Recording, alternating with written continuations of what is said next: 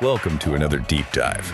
Today, we're digging into a company that's probably, maybe even definitely, inside your car right now. Or, at least in a friend's car powering those fancy safety features. Exactly.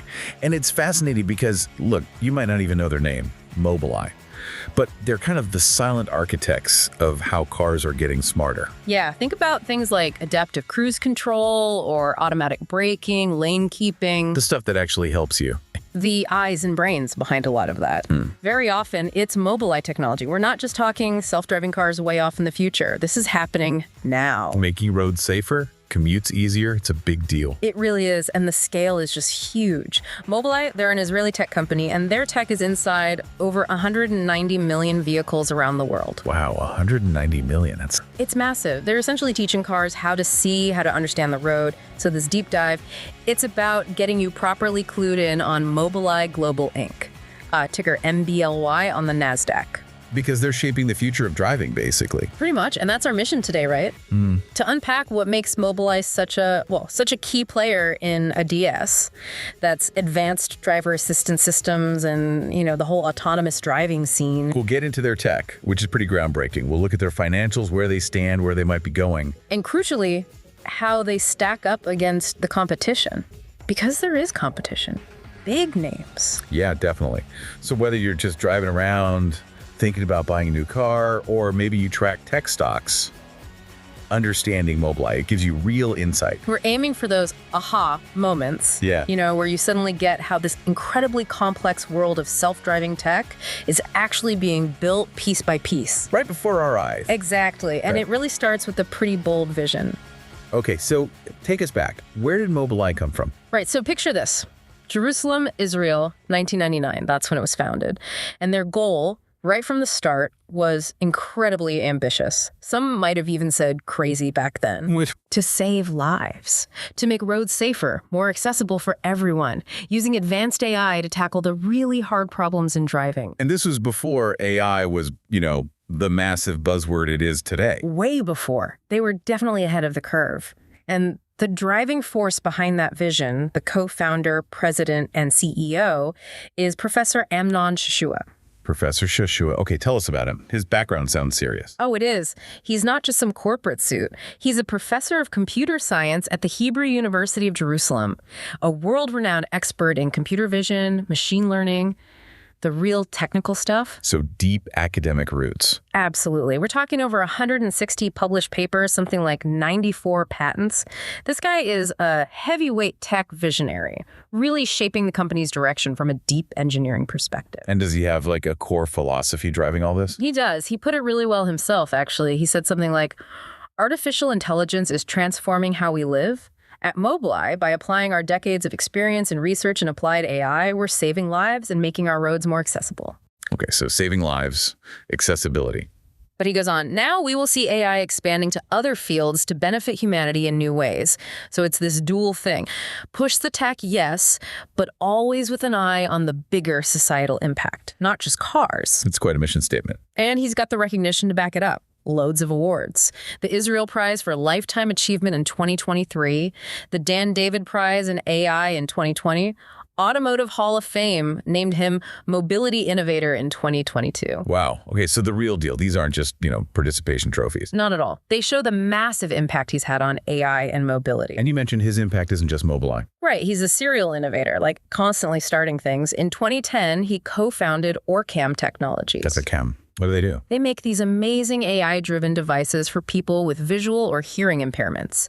Their main product, the Orcam MyEye, Time magazine called it one of the best inventions of 2019. That's incredible. Using AI for accessibility? Exactly. But wait, there's more.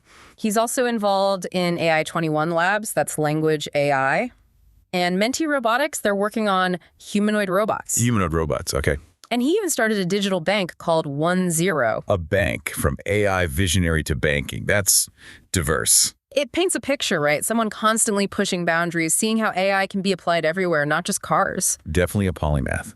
Shows a really deep belief in AI's potential across the board. For sure. And speaking of journeys, Mobileye's own corporate path has been, well, a bit of a roller coaster. Oh, yeah. How so? Well, their first big moment was back in 2014. They had their IPO, and it was the largest Israeli IPO ever at the time. Okay, so that put them on the map financially. Big time. Showed the market believed in their tech early on. But then the really huge shift came in 2017. What happened then? Intel Corporation swooped in and bought Mobileye for a whopping $15.3 billion. $15.3 billion. Okay, that's serious money. Why did Intel do that? Intel really wanted a bigger piece of the automotive AI pie. It was a strategic move for them. And for Mobileye, suddenly they had huge resources, global reach, the backing of a tech giant. It was transformative. But wait, didn't they just IPO again recently? They did. That's the twist. In October 2022, Intel spun Mobileye back out onto the public market. NASDAQ, ticker MBLY again. Huh. Why spin them off after paying so much? It seems the idea was to give Mobileye more independence, more agility to focus purely on the auto market, which moves super fast. But critically, they still kept that strategic link and support from Intel. Best of both worlds, maybe. Interesting strategy, like setting them free but keeping a close eye. Exactly. And that leads us to something investors watch very closely now, the Intel overhang. The overhang, meaning? Intel is still the majority shareholder even after the spinoff. And just recently, like mid-July, Intel sold off about $900 million worth of Mobileye shares. $900 million, that's a big chunk. Yeah. Looks like Intel needed the cash for their own stuff. Now, the market sees that, and it creates what they call dilutive optics. Basically, more shares floating around can put pressure on the stock price short term. Right, supply and demand. Yeah. But there's a flip side. Selling those shares actually increases the public float, the number of shares available for trading. That can improve liquidity, maybe attract more big investors down the line. So it's complicated. Short-term pressure, maybe long-term benefit. Precisely. It's definitely something investors need to keep tabs on. Intel's future moves with their remaining stake, that's going to influence MBLY for sure. Okay, let's get under the hood now. Talk about the core tech. What actually makes Mobileye Mobileye? Right. It really starts with their silicon, the EyeQ system on chip, or SoC. EyeQ, okay. And this isn't just any chip. It's their own proprietary design built specifically for handling the insane amount of visual processing and sensor data that cars need to deal with in real time. So purpose-built, like the car's digital eye and brain combined. That's a great way to put it. And they're constantly evolving these chips. The next big thing is the EyeQ6. EyeQ6, what's special about that one? It's a significant jump, expected to hit mass production in 2025.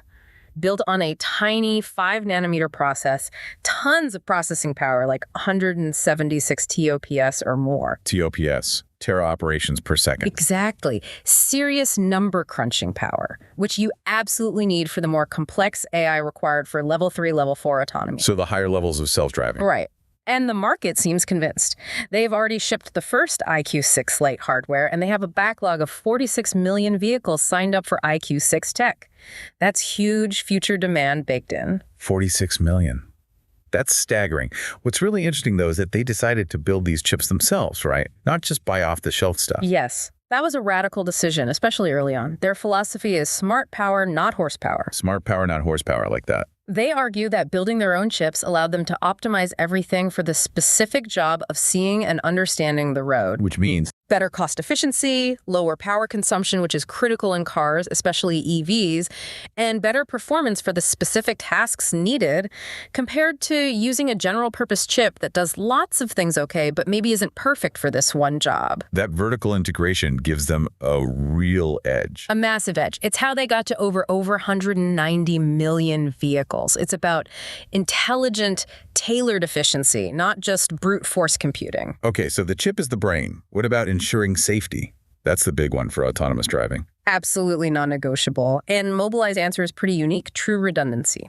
True redundancy. Sounds solid. What's the thinking? Their core belief is, for AV, one self-driving system alone isn't safe enough. They just don't think you can rely on a single system no matter how good it is. Too many potential single points of failure. Okay, I get the distrust of a single system. So how does true redundancy actually work? How do they build in that backup? It's clever. They build two completely separate perception systems in the car. They operate independently in parallel. Two separate systems. How are they different? One system relies only on cameras, leveraging all their decades of computer vision expertise. The other system relies only on radar and LiDAR. Ah, so different sensors, different processing paths. Totally independent. So and it's a If one system gets confused, maybe by weird weather for the cameras or strange interference for the radar lidar, the other one is still working, unaffected. Exactly. It acts as a truly independent backup or provides that critical cross-check. It dramatically reduces the chance of the car making a mistake because one sensor type hit a weird edge case. It's designed to tackle those unknown unknowns. Like having two pilots using completely different instruments. Makes sense. Okay, what about maps? We all use Google Maps or Waze, but that's not enough for AVs, right? Not even close. Self-driving cars need high-definition or HD maps. Way more detail. Precise lane markings, curbs, signs, everything down to centimeter-level accuracy. Centimeters, okay. How do they build those? This is another place where Mobileye has a huge advantage. Road Experience Management, or REM. REM. It's all about crowdsourcing. Remember those 190 million vehicles with Mobileye chips? Yeah. They're constantly anonymously sending back tiny snippets of data about the road they're driving on lane lines, sign locations, etc. It's low bandwidth, totally anonymous. So they're using their existing fleet as map-building sensors. Precisely. All the data flows into the cloud, gets processed, and Mobileye uses it to build and, crucially, constantly update those HD maps. It's a living map. Wow. The scale must be insane. Billions of kilometers mapped. Every day. It creates this incredible data flywheel. The more cars they have, the better the maps get, the more attractive their system is, so more cars get it. You see the loop. Yeah, a massive competitive advantage. Rivals must struggle to match that data flow. It's very, very hard to replicate. It means their AVs navigate with incredible accuracy and, importantly, freshness of data. VW, BMW, they're using REM. That tells you something. Definitely. Okay, one more tech pillar. Yeah. Responsibility-sensitive safety, or RSS. Sounds formal. It is. It's Mobileye's formal mathematical model for safe decision-making. They ask the question, can AV safety be defined mathematically? And their answer is yes. A resounding yes. Yeah. RSS defines, using math, what it means for a car to drive safely in a way you can actually verify and hold accountable. So it's not just try not to crash, it's more like defining the rules of safe driving. Exactly. It goes beyond just avoiding the accident itself. It sets clear rules about how the AV should behave to avoid causing unreasonable risks. It's about a duty of care. Duty of care, meaning? Meaning the AV is programmed to never be the one to initiate an unsafe situation.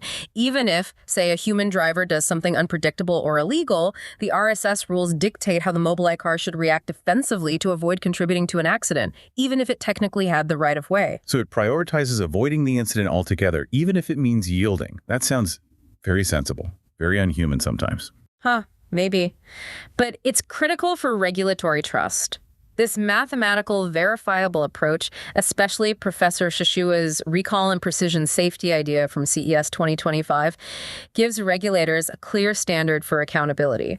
It's how you build public confidence. A blueprint for safety, basically. Exactly. And pulling it all together, Mobileye offers this tiered suite of products. It's not one size fits all. Right, they scale it. From basic ADS, which they've let in for years, emergency braking, lane keeping. But then you get Mobileye Supervision. Supervision, that's the more advanced stuff. Yeah, that enables level 2+ and some level 3. Think hands-off, eyes-on driving, mainly on highways.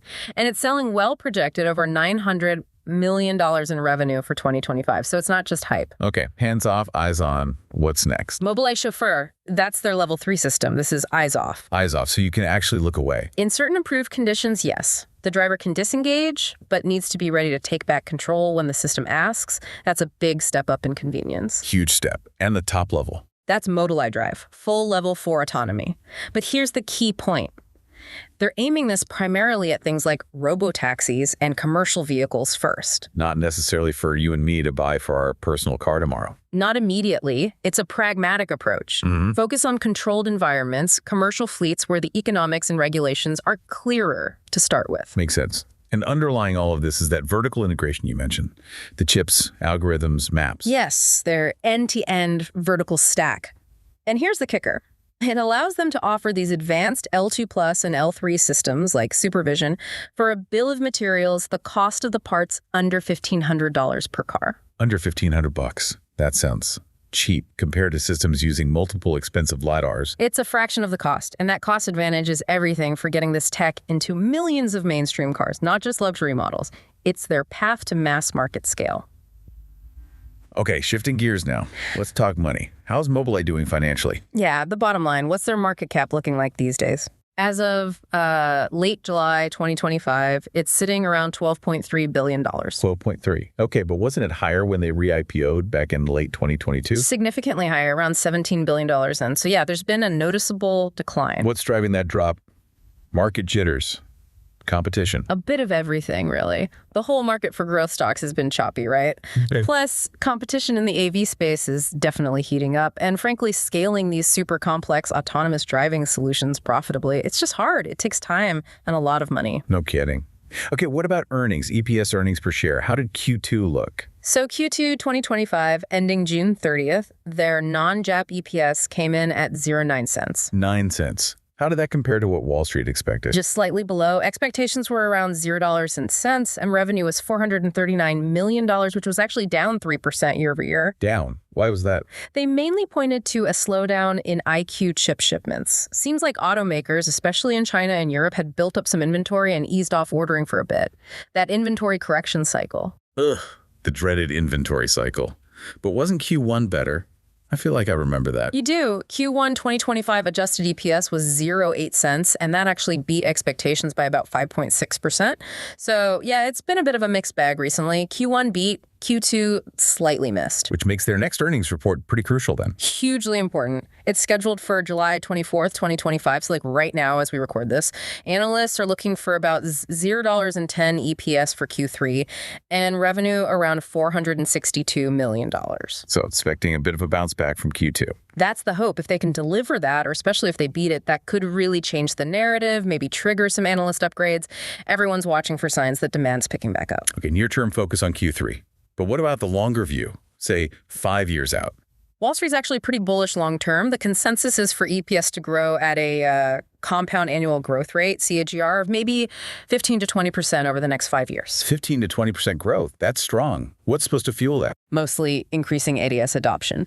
More and more cars getting these features as standard. Plus, the gradual rollout of those higher level systems like supervision and eventually chauffeur. Do we have specific numbers for future EPS? The average forecasts are pretty interesting. For the full year 2025, maybe only around zeros or 3 cents, reflecting that slow start.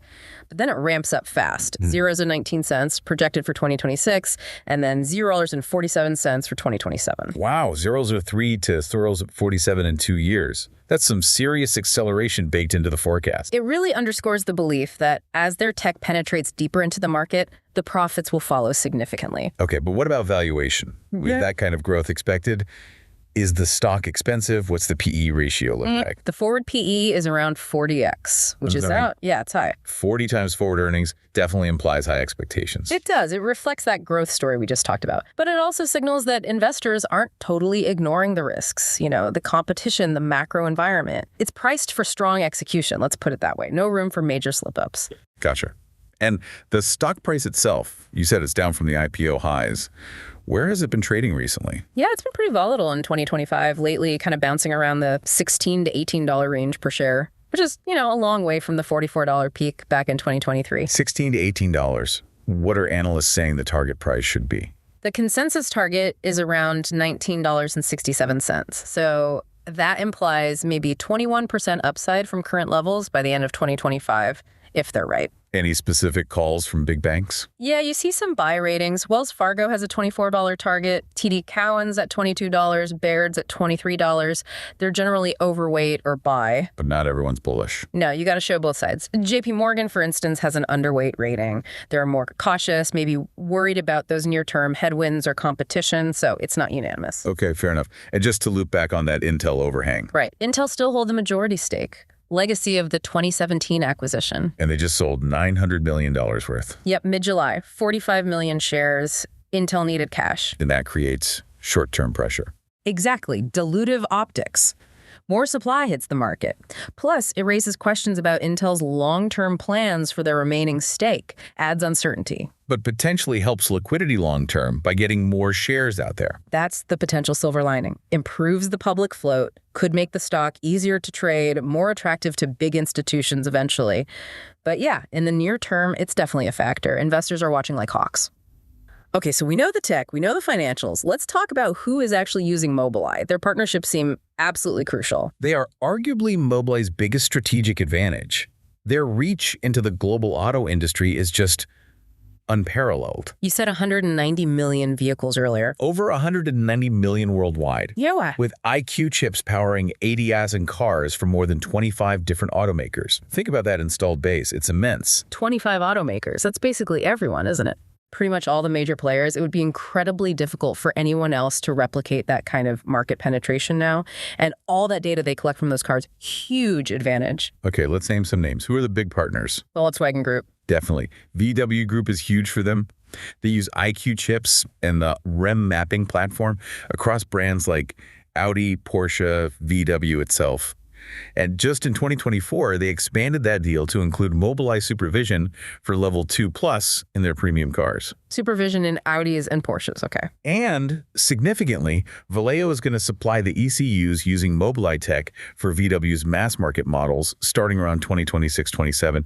So they're embedding deeper across the whole group. It's a massive vote of confidence. What about BMW, another big German player? Yep, BMW is another key partner. They use Mobileye for ADAS, and they collaborate on autonomous driving tech, including using those REM-based HD maps. Nissan, Japanese automakers. Nissan uses EyeQ chips for their ProPilot system. You find it in popular cars like the Rogue, the Leaf. Yeah. Brings ADAS to the mainstream. Ford in the US. They have Blue Cruise. Right, and Ford uses Mobileye technology for Blue Cruise. They position it directly against Tesla's FSD, so that's a really important partnership, especially in North America. Makes sense. What about China? Huge market, especially for EVs. Absolutely critical, and Mobileye has strong ties there. Geely, a major Chinese automaker, and their EV brand Zeekr are big partners. Zeekr. They're using supervision. Yes, Zeekr is using supervision for L2+ and aiming for L3 autonomy in their EDs. That rollout is expected in 2024-25, a really significant win in China. Anyone else in China? Baidu's Apollo platform, they're a leader in robotaxis over there.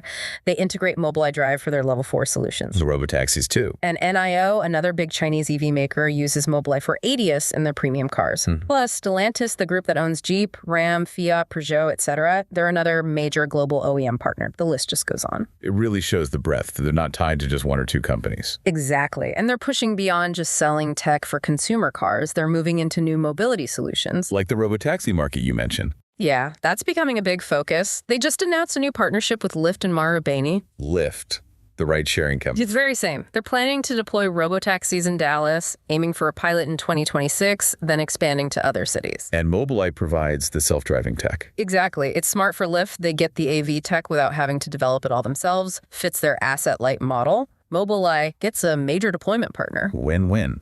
Have they done other things like this? Yeah, they had earlier deals with companies like Transdev and Lore for autonomous shuttles in Europe back in 2024. So they're exploring different applications. And still innovating on the product side, too. Always. Just in July 2025, they launched a new driver monitoring system, DMS. Monitoring the driver. How? It uses an in-cabin infrared camera combined with their neural nets to check if the driver is paying attention. For safety inside the car.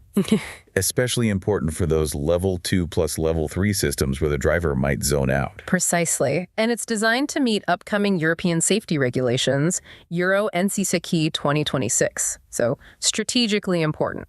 And you mentioned radar earlier, that they won a deal. Yes, big news. Their imaging radar got picked by a major, unnamed global automaker for level 3 driving. Production starts around 2028. That's their first radar-only nomination, showing they're diversifying beyond just cameras. Okay, so bringing it all together, this massive web of partnerships. How does that compare to, say, Tesla, which does everything in-house? It's a fundamentally different strategy and arguably a huge advantage for Mobileye. By partnering widely, their tech gets scaled across millions and millions of cars from dozens of brands. Tesla's tech only goes into Teslas. Gives Mobileye much broader market penetration. And fuels that data flywheel we talked about. All those partner cars are feeding data back into REM, constantly making the maps and the algorithms smarter. It's a powerful, self-reinforcing cycle that's hard to beat. We know Mobileye's strengths, its partnerships, but this AV space is crowded. How do they really stack up against the other giants? Let's get the scorecard out. Let's do it. First up, Nvidia. Can't talk AV silicon without mentioning Nvidia. They are a powerhouse. Right, the AI chip king. What's their play in automotive? Their G drive platform. Yeah. Chips like Orin and now Thor, they're aiming for everything from L2 plus up to level 5. Big automakers like Mercedes-Benz, Hyundai use them. Even Waymo uses Nvidia GPUs. Strengths, obvious compute power, right? Massive compute power. Their GPUs are beasts. Plus, they have a really strong software ecosystem, driver Hyperion, CUAT. Lots of developers know and use their tools. Strong partnerships, too. Weaknesses, anything. Generally, their solutions tend to be higher cost than Mobileye's camera-focused approach, and they don't have that same kind of crowdsourced mapping system like REM. Less focus there. So comparing them directly to Mobileye. Nvidia is often the choice for premium brands wanting raw power, complex features. Mobileye wins on cost effectiveness, purpose-built efficiency for mass market scale. Mobile has that huge installed base, but Nvidia might edge them out in the most cutting-edge compute-heavy applications right now. Okay, contender number 2, Qualcomm. Known for phone chips, but big in auto now too. Definitely. Their Snapdragon Ride platform is a serious competitor in ADAS and AV, scalable chips, level 1 to level 4. They've got deals with GM, BMW, Hyundai, making inroads. Qualcomm strengths. Connectivity must be one, right? Absolutely. They're experts in 5G, which is key for V2X vehicle-to-everything communication. Plus, they compete well on price for mid-tier ADAS solutions. And the downsides compared to Mobileye. Generally, their actual autonomous driving software is seen as less mature than Mobileye's, which has been laser-focused on vision AI for decades. And their mapping capabilities, not really comparable to RIM. So strong on connectivity, mid-tier ADAS, but maybe lagging on the core self-driving software and mapping. That's a fair summary. Different strength, different focus than Mobileye. Okay, the elephant in the room. Tesla. How do they fit in? Tesla's unique, totally vertically integrated. They build their own autopilot FSD systems, their own chips, HW3, HW4, and famously, they use a camera-only approach. No LiDAR, no radar, just vision. Which is kind of similar to Mobileye's core philosophy, in a way. It is, philosophically. Vision first. Their strengths. That deep integration gives them total control. And their huge fleet is constantly collecting data, a massive data flywheel, just like RAM-M, but only from Teslas. Weaknesses. Besides the ongoing debates about FSD's capabilities. Well, the biggest is that they only partner with themselves. Their tech stays within Tesla, limits their market reach compared to Mobileye. And yeah, the regulatory scrutiny over FSD's safety and performance is constant and intense. So, compared to Mobileye, similar vision-only approach, but Mobileye has the broad OEM partnerships for scale. Tesla has advanced consumer features, but faces regulatory headwinds and is limited to its own cars. That's it. Mobileye plays the supplier role across the industry. Tesla builds its own walled garden. Got it. What about Waymo, the Google Alphabet spinout? They're actually running Robotaxi services. Right. Waymo is arguably the leader in operational level 4 driving. They have robotaxis running in multiple U.S. cities. They use a multi-sensor approach, LiDAR, radar cameras, very sophisticated. Strengths seem obvious. Proven L4 deployment, millions of real-world autonomous miles, backed by Google's AI prowess and deep pockets. Exactly. Their real-world experience is unmatched. Weaknesses. Their main focus is robotaxis, not selling ADAS systems to other automakers. And their heavy reliance on expensive LiDAR makes their current system costly, harder to scale to millions of consumer cars. So Waymo is a direct competitor to Mobileye Drive in the robotaxi space. Definitely. High margin potential there. Yeah. But Mobileye's broader ADAS business gives them a much wider market scope. Waymo leads in deploying L4 today in specific zones, but Mobileye is aiming for broader automotive integration across all levels. Are there other smaller players worth mentioning? Sure, you have traditional suppliers like Bosch who are strong in ADAS. Aptiv also does ADAS and AD solutions, maybe less scale and vision than Mobileye. And then there's Cruise, GM's Robotaxi unit. They've had some setbacks, but are still a player, though maybe with fewer resources now than Mobileye has with Intel's backing. Okay, so wrapping up the competitive landscape, what's Mobileye's unique selling proposition, their moat? It boils down to a few key things. 1, that cost-effective, camera-centric approach. 2, the absolutely unparalleled network of OEM partnerships giving them scale. 3, the proprietary REM mapping platform fueled by that scale. It's the scale plus cost moat. Exactly. They can sell turnkey L2 plus and L3 systems much cheaper than rivals needing expensive sensors. That's huge for mass adoption. But the competition isn't sleeping. Not at all. Nvidia pushes the performance envelope. Tesla dominates its own ecosystem. Waymo leads in L4 deployment. Mobileye needs to keep innovating, keep executing perfectly on balancing cost, scale, and performance. It's a tough race.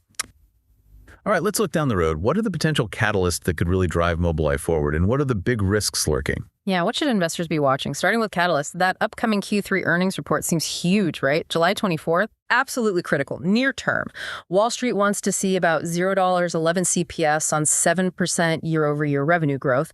If they hit or beat that, especially on the revenue side, it could signal demand is recovering. That could unlock upgrades, potentially boost the stock. It's a big moment. Okay, beyond Q3, what's next in the product pipeline? A big one is the rollout of Supervision Lite starting 2025-26. Light, so a cheaper version. Exactly. Aimed squarely at mass market cars. This massively expands their potential market, their TAM. They've already got a pipeline of over 3 million units for it. And importantly, it's expected to be very margin accretive, potentially boosting gross margins by over 50%. Wow, wider reach and better margins. That sounds like a winner. Could be huge for profitability.